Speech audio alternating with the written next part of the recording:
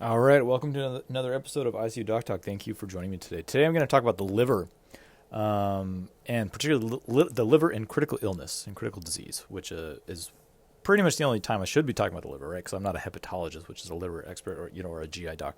But I definitely deal a lot with liver failure in many different ways, and there's many different categories of this that we're going to talk about today. This is going to be for medical people, but also non-medical people. I won't dive too deep into too much jargon, but I will do a little bit.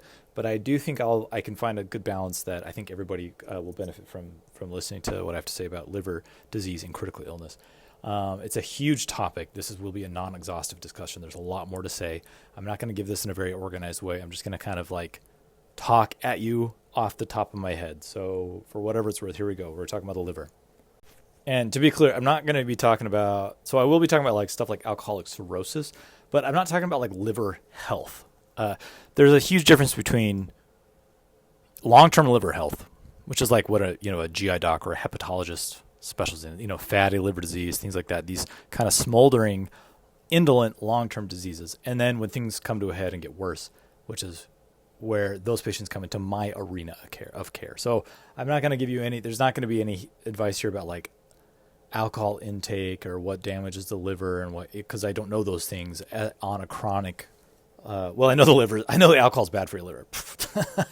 No amount of alcohol is good for your body, in my opinion. No amount. The only safe amount of alcohol consumption is 0. Anyway, I'm getting sidetracked here. So I'm going to break this up into a couple of categories, talking about liver in critical illness. I'm going to talk about, let's see here. I'm going to talk about liver injury from critical illness. I'm going to talk about end-stage liver disease from chronic liver disease. And then I'm going to talk about acute liver failure, which is very different. Okay. So 3 things, 3 big topics, conversation. Just to repeat it. Acute liver injury in critical illness, sometimes called shock liver. I'm going to talk about end-stage liver disease with chronic, like liver cirrhosis. And then I'm going to talk about acute liver injury. Okay, so let's start with, I already forgot. Liver injury in critical illness. Okay. Okay, so someone can someone can be critically ill. And yesterday, so let's say yesterday they had a totally healthy liver. Beautiful. They never drank anything in their lives. It's great. And now they're critically ill in the ICU for a different reason. Maybe they're in septic shock. Maybe they had a long-term urinary infection and that's gone to their bloodstream and now they're in decompensated septic shock. And maybe they're on a bunch of pressors like epinephrine and norepinephrine vasopressin to keep them alive.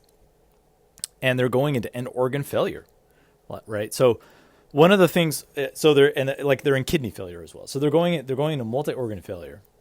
And why does that happen? So one of the reasons that it happens is, there's probably a lot of reasons, but one of the main reasons that it happens is that you get in such a shock state that the perfusion of your organs gets terrible. That's one of the main reasons.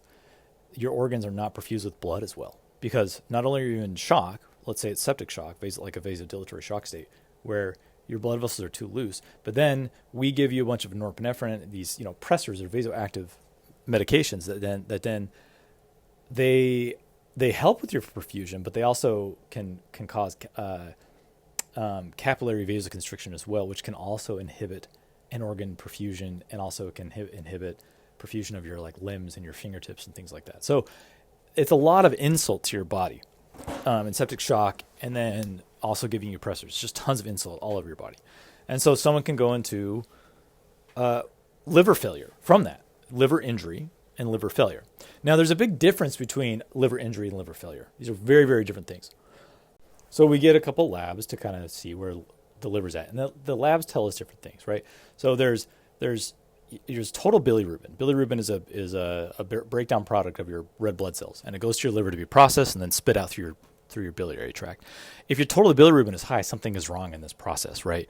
Either the liver is not processing it because it's not working well, or you have like gallstones and it's obstructive and it's blocking it. Or you could have like hemolytic disease where your red blood cells are breaking apart and stuff like that. But anyway, my point is total bilirubin, if that's sky high, that can start being an indicator. In a critically ill patient to begin with, if the total bilirubin starts going up, that is an indicator that they might be going into failure because their liver is not functioning properly. Now, you need to rule out like gallstones and obstructive biliary disease as well with like a red upper quadrant ultrasound or an MRCP or something like that. I won't get too much into that. So that's one indicator. And then there's AST and ALT labs. These are also referred to as LFTs, liver function tests. We call them LFTs, or liver enzymes. That is another way we refer to them. So they're just, when these are elevated, it's just a sign of liver injury. Like it's non-specific is what my point is. It's like, oh, the LFTs are up. Does that mean impending liver doom is coming? It does not. It just means some sort of injury has happened and it has leaked these liver enzymes into the bloodstream. It's kind of like a troponin level of the heart. Like if someone has a high troponin level, does that mean they're having a heart attack? Definitely not.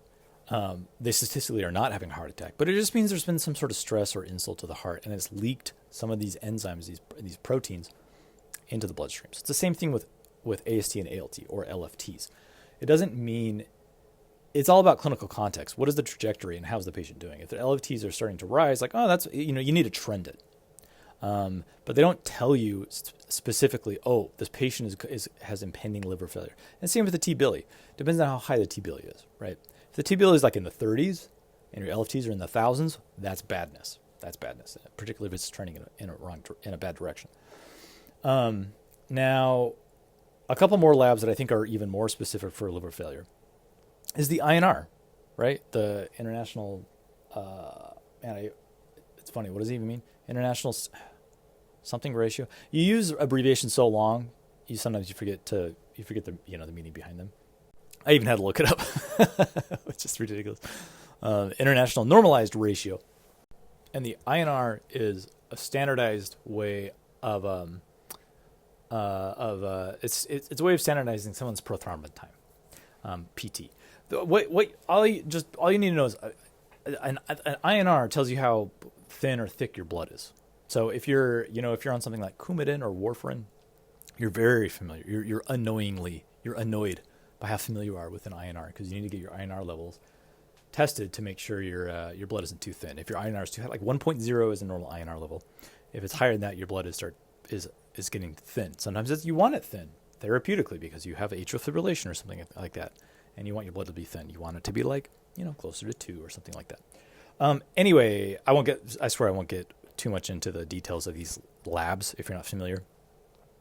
Here's my point. Why does an INR tell you about how a liver is doing? Well, obviously it's because the liver creates all of these clotting factors, right? The liver does so much for your body. I probably should have backed up this conversation with what the liver actually does for your body. You cannot live without your liver. It does a ton of things, an absolute ton. We all know it, like detoxes and all that stuff. It literally, the things that you eat food, and then your gut absorbs the nutrients and the amino acids and the sugars and the fats and the cholesterol from your food. And I don't know if all medical people are aware of this. I don't think they are. When you absorb that through your gut, all of that goes directly to your liver first. It doesn't go to your body. It doesn't go to the rest of your organs. It goes to your liver first for processing. The vasculature, the blood vessels, the venous system drains to your liver of your entire gut, GI tract. It drains to your liver, and then so it's the gatekeeper. The liver is the gatekeeper of what you put in your mouth.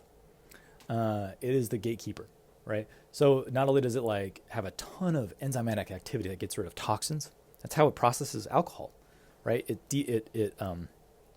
metabolizes alcohol. It metabolizes Tylenol, which Tylenol is a big part of this discussion, by the way. It's going to come up when I'm talking about acute liver failure.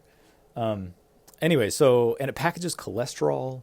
So, HDL and LDL, all those things that you look at your cholesterol levels, your liver is packaging those things. And then it puts a bow on it and it sends it to the rest of your body. So that the cells of your body, it basically curates macromolecules for the rest of your cells of your body, so that it can be more easily metabolized by your body. So it's the gatekeeper.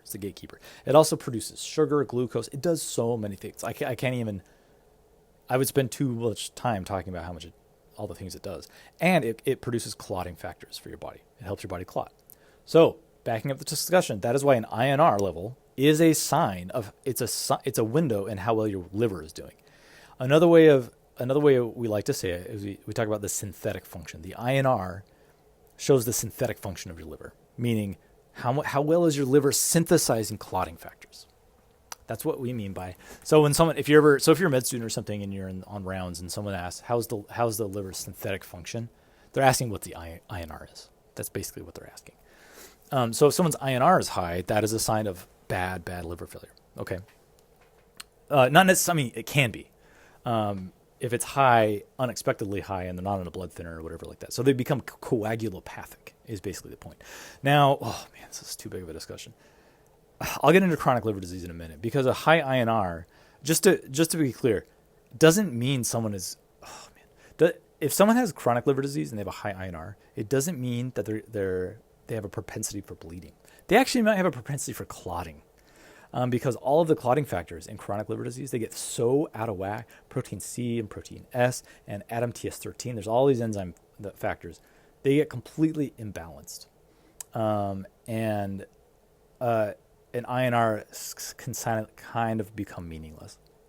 Okay, so that's why if I have a patient in the ICU, here's a big take-home point for residents and fellows if you're listening to this. If you have a patient in your ICU who has end-stage liver disease and their INR is 5, and they're not doing well. They're yellow because their T-billy is so high, and you need to put in a central line. Invariably, someone will ask, hey, should we give fresh frozen plasma? Should we give FFP to correct their INR? My answer is if they're not bleeding, you do not correct their INR. That's because they may not be coagulopathic. Well, they might be coagulopathic, but they may be prothrombotic. They might be propensity for clotting, and you have no idea. So you don't. But sorry, I'm getting so. Cause this is such a big topic. It's so easy to get lost in tangents. You don't need to correct someone's INR in end-stage liver disease unless they are bleeding, because it's the bleeding that shows you, yes, they are actually that they need clotting factors. Okay, back it up. Other labs that now can really show bad impending liver failure. So when I have someone, let's go back to a patient who has, uroseptic shock, and their LFTs are elevated, like the AST and ALT, and their INR, oh man, it's like 3.2 now. Their T-billy is 15. That's not good. And then it starts rising. Here's when I'm already worried about their liver. I know they have shock liver. Shock liver is like, this is what I'm describing. What I'm describing here is shock liver, a liver going into failure because the patient's in shock.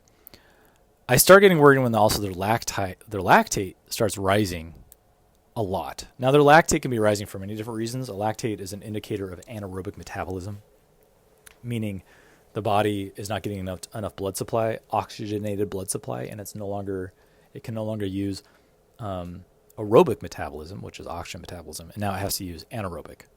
A byproduct of that is lactate.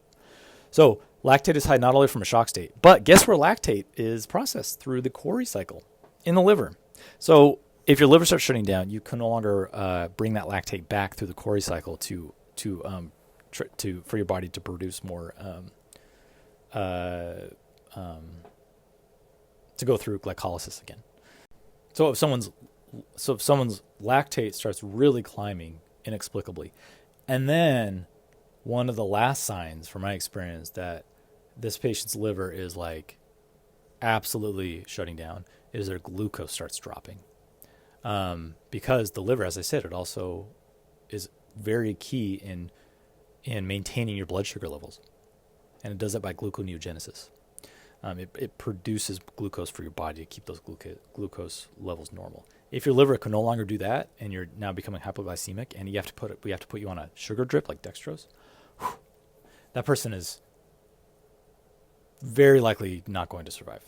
I'm not saying they won't, but when you're in that sort of state, that you right now have like fulminant liver failure, shock liver, and I'm saying, let's go back to the scenario. This has happened to somebody that was walking on the street 2 days ago, and now they're in septic shock, and they're going to liver failure. They're also undoubtedly would be in kidney failure at this point too, because the kidneys are not as robust as the liver in terms of being able to withstand lower perfusions. So that component, that just to kind of set you up, that gives you an idea of what shock liver can start to look like. Okay. Now I'm going to move on to end-stage liver disease in someone with chronic liver cirrhosis. This is a different patient population than what I was just talking about. Quite different.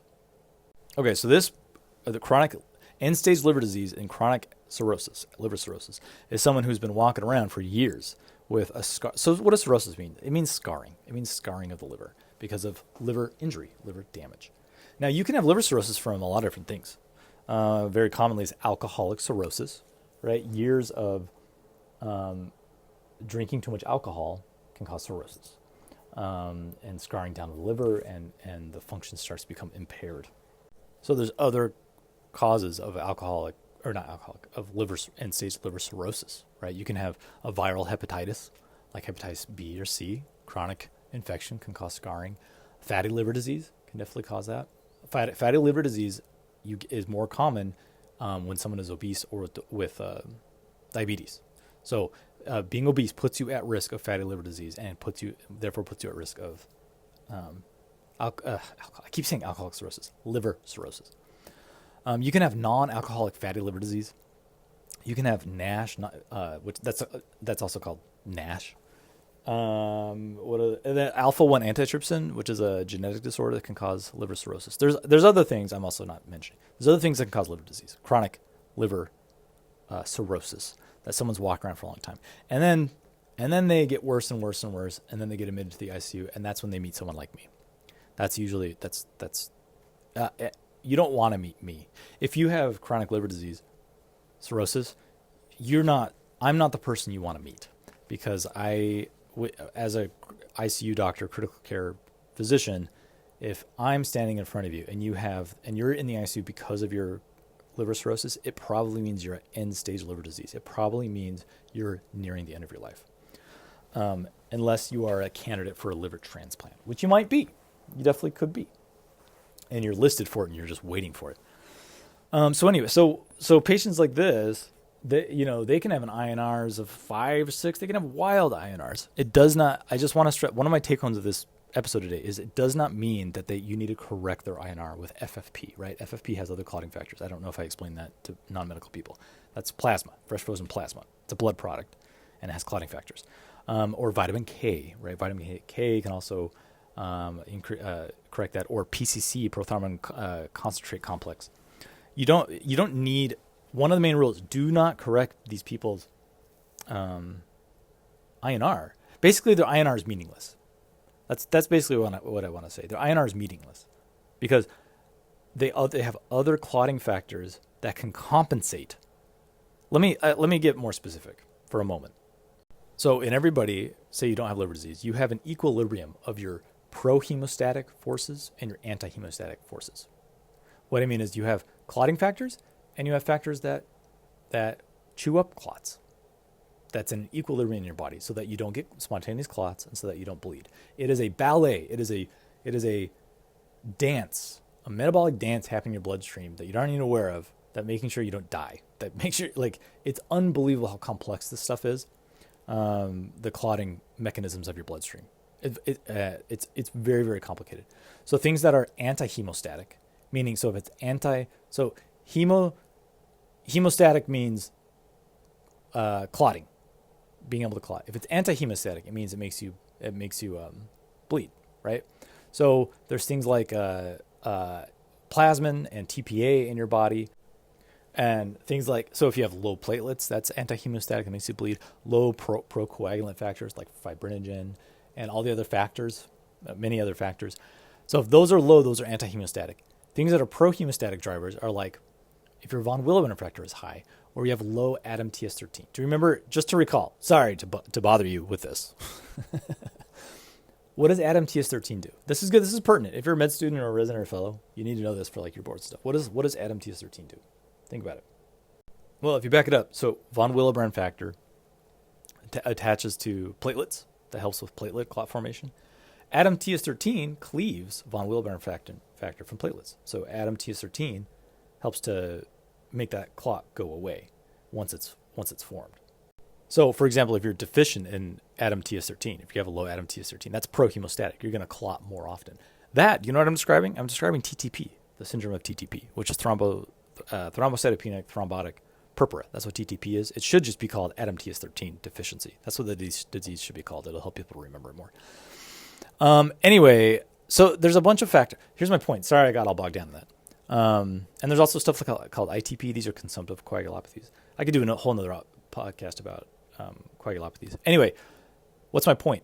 In chronic liver disease, these drivers of clotting and not clotting are completely out of whack. So people with chronic liver disease, they can commonly have elevated von Willebrand factor. They can have lower ADAM-TS13. They can have elevated factors of factor 8. They can have low plasminogen. They can be thrombocytopenic. Everything is deranged. So INR and PT and PTT or activated clotting time mean nothing. They are a black box. Basically, so if these patients with chronic liver disease, you do not know what their clotting status is until you see them bleed or see them clot. Then you know. That's the only way you know. If they're bleeding, then you're like, okay, they're bleeding, and I should correct their clotting factors. If they're otherwise, and then another huge point here. Another huge point is there is no auto anticoagulation in chronic liver disease. What I mean by this is, if you have someone in your ICU and their INR is 6, and they have chronic liver disease, or they're in liver failure, and they're not bleeding. A lot of people will say like, oh, do you need to start DVT prophylaxis like heparin? And sometimes people look like, no, they're fine. They're autocoagulated, anticoagulated. No, they're not. They need this. I know this might sound counterintuitive. They need DVT prophylaxis, even with an INR of something like 6. They need it. You need to start it, like sub-Q heparin, because they could be clotting off as you speak, and you don't know that. This is just you get my point. These assays, these lab assays, INR, all these things, PTTP, they mean nothing in this patient population. They mean absolutely nothing. Okay, where was I at? So I'm talking about liver cirrhotics that are in end-stage liver. So their mortality is super high. And one thing I like to know about these patients, what is their MELD score? And that's a scoring that it's highly validated on what their mortality is going to be, how likely they're going to die. And it involves T-bili, and I believe if they're on dialysis and INR and a couple other things, sodium, I think. If they have a high MELD score, like in the 30s, high 30s, they're very likely going to die, and they either need a liver transplant, and if they're not a candidate for a liver transplant, they're going to die. That's all there is to it, unfortunately. And these patients, their physiology is so deranged that they can. This is the type of patient where, if I hear that they sneeze in the wards and they're on the ICU and like something's a little off, I bring them to the ICU because they at any moment they can vomit a liter of blood. Seriously, and I've seen it many times.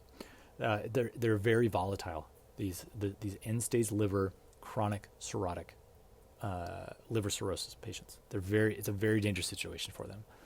So they need to be brought to the low threshold to bring these patients to the ICU. Seriously. If you're a fellow or whatever, and you're triaging patients like this, low threshold. If you get a call from the GI service and they're like, I don't know, their blood pressure is a little soft, bring them to the ICU because it's possible they're about to die. I've had it where I bring one of these patients to the. I brought one of these a patient like this to the ICU. They seemed okay. I brought them to the ICU, and they were talking and fine, and I knew they were and their vitals were kind of okay, and then I looked away from their room and I looked back and they vomited a liter of blood. They died. They died about 10 minutes later.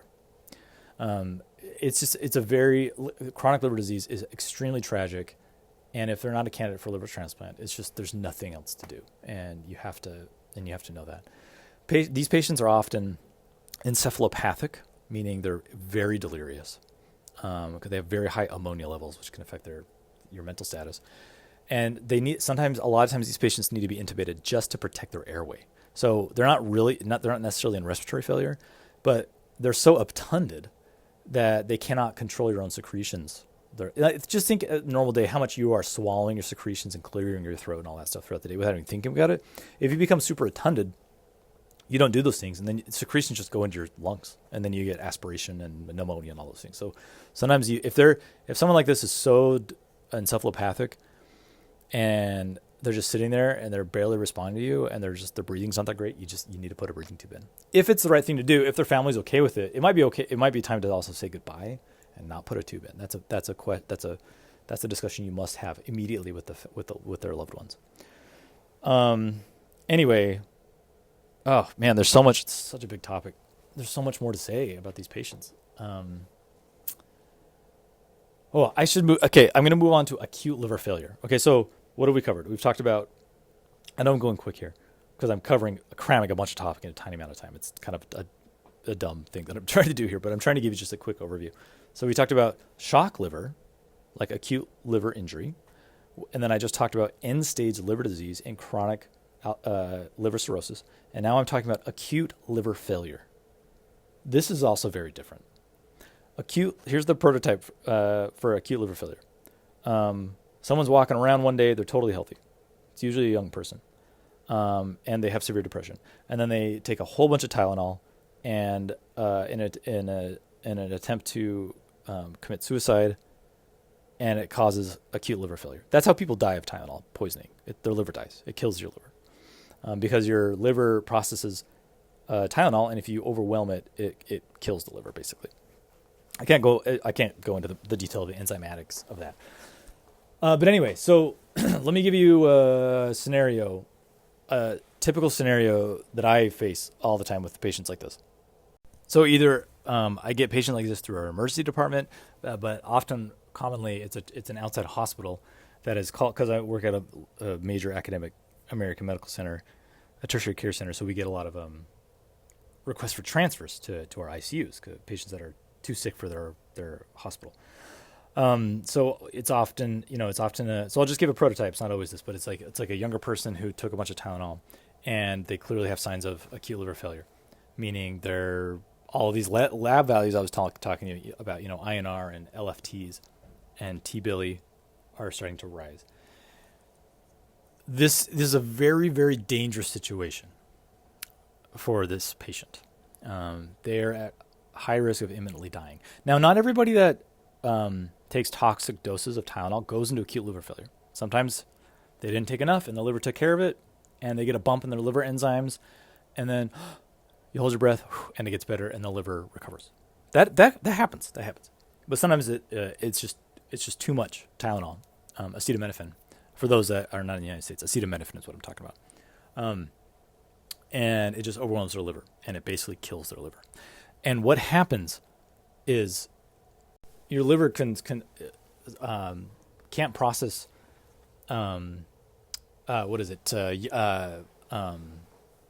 it can't process ammonia into urea.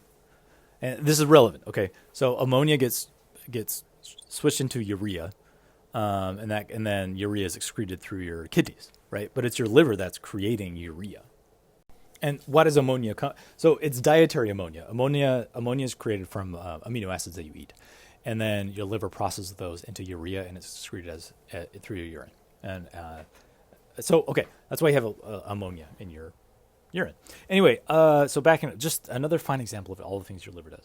So back to this patient, acute liver failure. Okay, acute liver failure is not end-stage liver disease of chronic liver disease. Acute liver failure is exactly what I'm talking about. It's someone who took a bunch of Tylenol, not necessarily Tylenol. They also could take that the toxic mushroom. There's a couple things that cause acute liver failure. Tylenol is a very common one. So what happens is your liver can't process ammonia anymore. So your ammonia levels start to rise.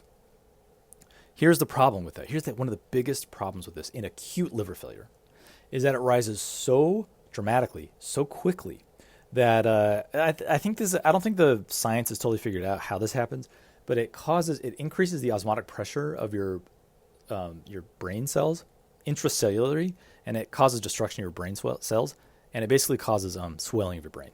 So these patients are at extreme risk of cerebral edema and herniating their brain and dying from that, of having increased intracranial pressures and dying from that. They're at enormous risk of this. It's one of my main concerns. Yeah, they're also at risk of like spontaneous bleeding and a lot of other things, and being hypoglycemic and having seizures, lots of other things. But they're at risk of cerebral edema and dying from brain herniation. So one of the main things you must do for these patients, one of the main things I ask if someone's treating their patient, or one of the things I do for them, you have to give them lactulose. Lactulose binds up ammonia in your GI tract. You got to just pound them with lactulose. That's a mainstay of therapy for them. The lactulose stops bacteria in your GI tract from producing so much ammonia. so it doesn't go to your body. So you have to put an NG tube, a nasogastric tube, or an OG tube, and you have to just pound them with lactulose, like a ton. Okay. So to prevent to stop their ammonia levels from going high, to prevent cerebral edema. And then you just need to intubate these patients. And the reason even if they're not even that obtunded, now again, take what I'm saying with a grain of salt. You must apply what I'm saying so I'm not necessarily giving medical advice. This is medical education, right? Do not take one thing I'm saying and apply it to a bunch of patients. Please don't do that. You have to, I'm just trying to educate you so that you can apply your own critical thinking to the patient situation. I hope that's understood. But a lot of times you have to intubate these patients to keep their intracranial pressures low. Because if someone is becoming obtunded or they're getting agitated and they're moving around and they're combative, their intracranial pressure is also going up as well, and they could herniate their brain. So one of the mainstays of therapy of these patients, and then starting on N-acetylcysteine, NAC or NAC, which supposedly might help your liver recovery in acetaminophen overdose, Tylenol overdose. NAC is a powerful antioxidant that may help with liver recovery. It probably doesn't, but you give it anyway because it's not there's not a downside. You start them on a NAC drip. So NAC drip, lactulose, and then plus or minus intubate. And I would out of abundance of caution, particularly if you're transporting these patients, you should intubate them. So if I'm talking to someone in an emergency department in another hospital and I'm like, how are they doing? Are they with it? And like, well, they're kind of obtunded. I'm like, intubate them, put it in a breathing tube. Sedate them. Don't have them move. Put in an NG tube. Give them lactulose. Start NAC. Send them over here. And why are they sending them here? Because they need to be listed for a liver transplant. Because it's either they're going to die. So they have three options. They're going to recover, which they might. They're going to die, or they need a liver transplant. And they need a liver transplant often very quickly. Okay. And oftentimes this patient population that I'm talking about from acetaminophen overdose, they're oftentimes a good candidate. Like they're young and they're otherwise healthy. So they're oftentimes a good candidate. So what can happen for people that are suicidal and they take a bunch of Tylenol in an attempt to commit suicide, the next thing they know, they wake up and they have a liver transplant after they do that. So that is a thing that happens. So there's so much more to talk about. This is just talking about liver disease and critical illness is just a rich topic, and there's a lot more to say. But I think I'm going to leave it at that. I think that's all the time I have to devote to the topic, unfortunately. There's a lot more to say, but I hope this has been helpful to you. Okay, so we've talked about three cases: shock liver, acute liver injury during like a shock state, end-stage liver disease with someone with liver cirrhosis, and then acute liver failure, or it's also called ALF sometimes, acute liver failure. They're very different. These are very different phenomena. This is one of the things you need to tease apart as an intensivist, as a critical care doctor. But they're very, very different, and the way you manage them and the way you treat them are different. There's something called Mars therapy, which we do it at my institution. It supposedly helps clear some of the toxins and stuff that the liver does when someone's in liver failure. The evidence, as far as I understand, is not super good that it helps. Anyway, we do it at my institution, with inconclusive results. All right, so now's the next part of this podcast where I proceed to take a total hard turn into something else, and of course I'm going to talk about socialism. Right? That's what I do. I talk about something medicine, and then I just completely change the topic to something completely different. So I'm going to talk about a book, and it's called Socialism, Utopian and Scientific, and this is by Friedrich Engels, right? Who is one of the, basically founder. He was him and Karl Marx. This book was written in 1880, and it's short. It's 80 pages. Him and Karl Marx basically developed the modern theory of Marxism and communism and socialism. So I'm going to just talk about this book, and as I talk about it, I'll give my thoughts about the topic as well. So I want to be very clear. I'm not a socialist or a Marxist. Okay, I'm not. Definitely I'm not. And I don't wholesale subscribe to the political economic theory and model of socialism or communism. I don't. I want that to be clear. I sometimes get accused of that on TikTok or whatever, and that's because people don't understand what communism or socialism is, right? Wanting universal healthcare, not communism, not socialism. They're just not. And if you think they are, you don't understand what communism or socialism is. Wanting universal healthcare is supporting social democratic policy. Social democracy is very, very, very, very, very much not socialism. Okay. Anyway, so having said that I'm not a Marxist and I'm not a socialist, never have been, and I don't intend on never being one. There's a lot of value in reading Marxist texts from Karl Marx and Friedrich Engels, which this book is written by Friedrich Engels in the 1880s. They contain a lot of very accurate observations about capitalism, and they're very prescient and relevant today. Like, this is written in the 1880s, and a lot of it's very accurate for today. So I'm certainly no expert on any of this, but I'm going to go ahead and act like I'm an armchair expert for the next little bit talking about this, okay? So here's the value of Marx's and Engels' critique. They accurately describe the fundamental problems with capitalistic systems, and they did it quite a while ago. I definitely believe that when you boil things down, there are only two classes: the bourgeoisie or the aristocracy, and the proletariat or the labor class. And the majority of culture wars and actual wars often find their origins in the tension and opposition between these two classes. I do think that is true. The bourgeoisie appropriates the fruits of labor taken as surplus capital, and then they concentrate that capital into not only personal wealth, that's just the beginning. They concentrate it into political and social power, creating the conditions of an anarcho-capitalistic society. All right? Anarcho-capitalistic society, which is basically a corporatocracy. The state only exists with the consent of the bourgeoisie and for the purpose of supporting the constant boom and bust of a perpetually unstable markets caused by exploitations of labor, which, just like dominoes falling, when you exploit labor, it results in the exhaustion of consumption and unused product, which spoils the economy and the workforce, right? If you exploit labor and you squeeze them, they no longer have purchasing power, or not purchasing power. They no longer have, purchasing power and wages, and then they can't consume, and then you destroy the market, right? All of this is true in Engels' day, and all of this is true today, and it's even more amplified with the opaque world of financial products, right? You think about the 2008 financial crisis. Mortgage-backed security and credit default swaps and all of those exotic financial products that everybody was blinded to. People were buying a bunch of mortgage bonds that were built on terrible subprime lending, and the whole thing collapsed. The same thing is happening today with even more exotic financial products.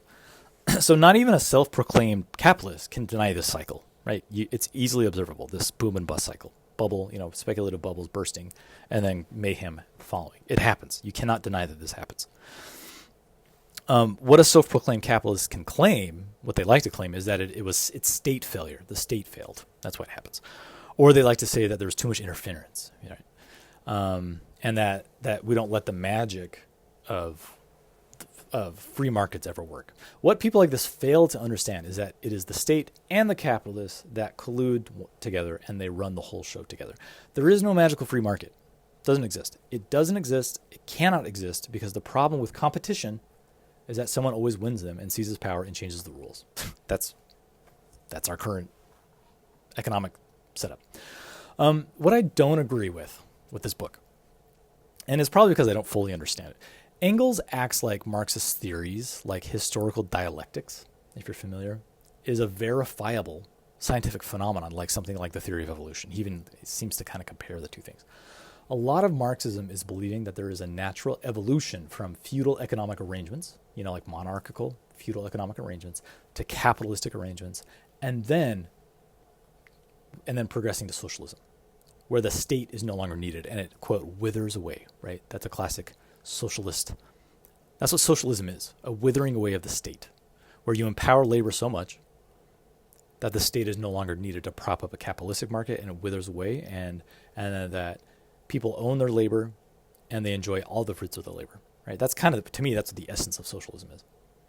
So Engels, in this book, suggests that socialism is a natural next step in human society where laborers' value will stay with them. And that dictates needs and supply, and the state will no longer be needed to contain anarcho-capitalism. And I just don't really buy this. I just don't. Not only because I have the hindsight of history on my side, because this hasn't happened since these theories were developed, but I just don't think the theory rests on a scientific basis as it claims that it does. This is philosophy, and it's a model, which don't really always have true bearings on reality. This is a model. This is a philosophy. It's not science. And I don't really get the worship of dialectics, this dialectic materialism. It's a great theory. It's all about like the yin and yang and push and pull of natural contradictions that bear new ages of human development and on and on. It's a great model. It really is. But I'm not about to say it's the driving force that explains the progress of human social evolution. There's this weird smokescreen that happens with leftists when they talk about dialectics, when they're talking about Marxism. They talk about how brilliant and true it is, and then they make this enormous leap in logic, the virtues and inevitability of Marxist theory. I just don't, it's like a sleight of hand. It's just a thought model. I don't think we should be hasty with these things. And that, in a sense, is what has made implementing socialism or communism a historic disaster, in my opinion. Okay? It's a disaster, trying to implement these things. I'm not going to sit here and extol the virtues of capitalism. Okay? I'm not going to do that. I'm not doing that either. But I'm certainly not going to praise the implementation of socialism or communism. Leftists like to point out, hey, look how great China is doing. Or look at healthcare in Cuba. They have universal healthcare. Okay, that's fine to point those things out. But that is some extreme cherry picking and a complete whitewashing of the absolute immoral, authoritarian, single party rule that drove these things, where we have very meager results. Okay. Furthermore, any success in a supposed modern communistic country is almost entirely dependent on a globalized capitalistic world order led by American economic hegemony. The gains in China, for example, are simply accelerated industrialization, fueled by a hyper-financed government and American consumption. It's not communism that has made China successful. And yes, I'm well aware of the 80-year sabotaging of the American industrialized complex on the world of communism. I'm all very aware of that. And that's also something very important to consider.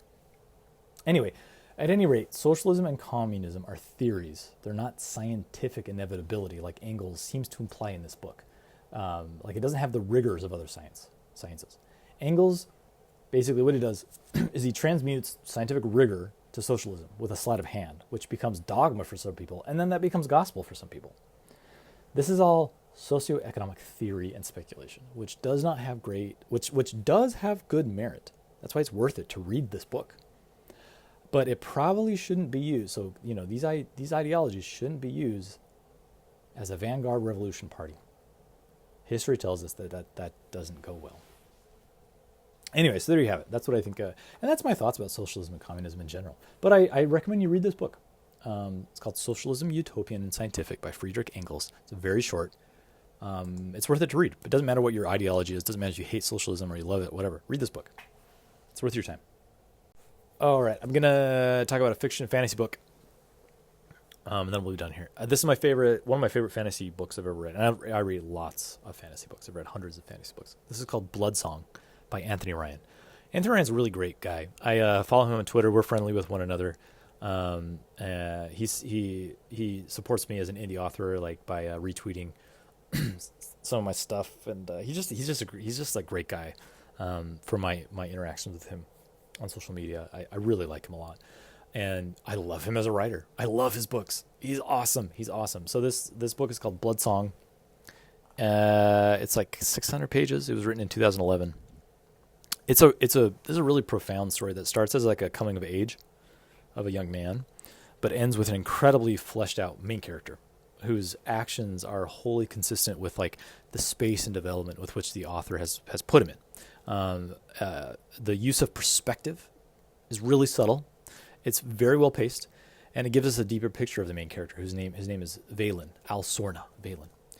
And rarely do I read fiction where a character's motivations are so well developed and defined. The world building was really well done.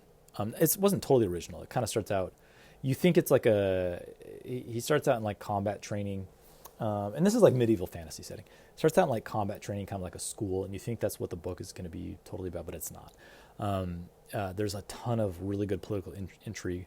There's vipers and pitfalls at every turn. The settings are well described. The depiction of nature and battles is really vivid. The prose is excellent.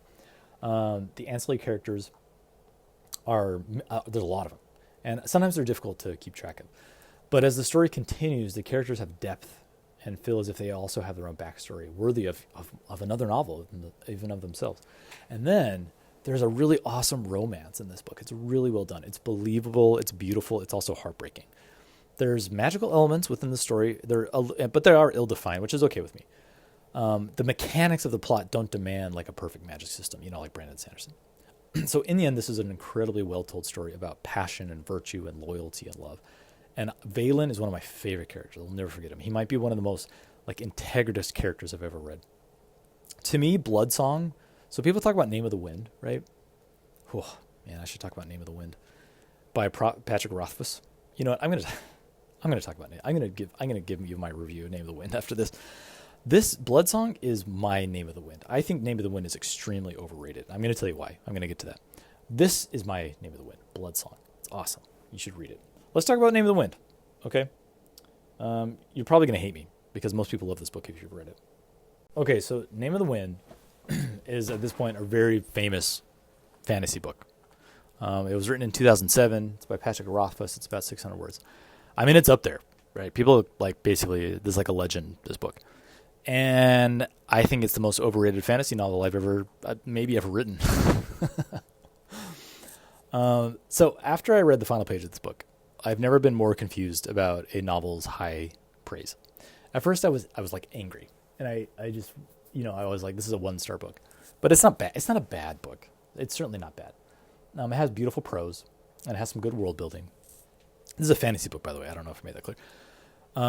There's this really good switching between first and third person, and it does make the reading like more dynamic, and that's really well done. But it has the most meandering, scattered plot line of any fantasy book I think I've ever read.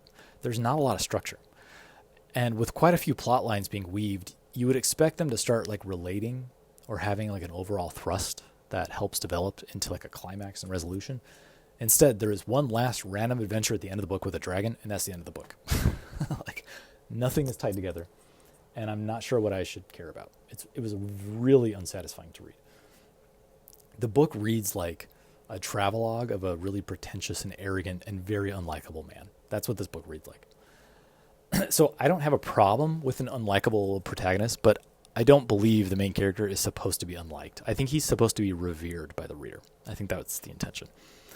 The main character is a man who can do no wrong and overcomes every obstacle by like sheer brilliance or also unscrupulous behavior. He's not a moral character. He has a vast understanding of alchemy. He can call upon this ill-defined magic system for some reason, and he can bring an entire room to tears with his lute. Like, he can do no wrong. He felt like a one-dimensional comic book character from like the 1950s. He did have struggles throughout the story, but the only growth he exhibits is realizing how much smarter he is than everyone else. I think the main character, who's like, what's his name, Kvorth or something, paradoxically is very boring. The world building is fine. There's nothing special. It's derivative, but that's fine. Everything's derivative. The magic system is nowhere to be found. I don't know what calling the wind means. You never find out, and I just didn't care by the end of the book. And unfortunately, we can line up this author with the long line of other male fantasy writers who write most females, women characters as an object of desire. Just, like an enigma for the male protagonist to figure out. The woman character in this, Denna, had no substance. So anyway, I think I'll be perpetually scratching my head over this book and its like legendary status. I don't think it deserves any of the honors. Again, I don't think it's a bad book. It's just extremely overrated. But I think why people like it is because it's a good adventure or this different narrative approach that like subverts the classic hero. I don't really know why this works so well for so many people. It didn't work for me. So again, not a bad book, but I do think it's the most overrated book in fantasy literature. The Name of the Wind by Patrick Rothfuss. So you can come at me, send me emails and hate mail about my review of that book. Anyway, my email is icudrecmo@gmail.com.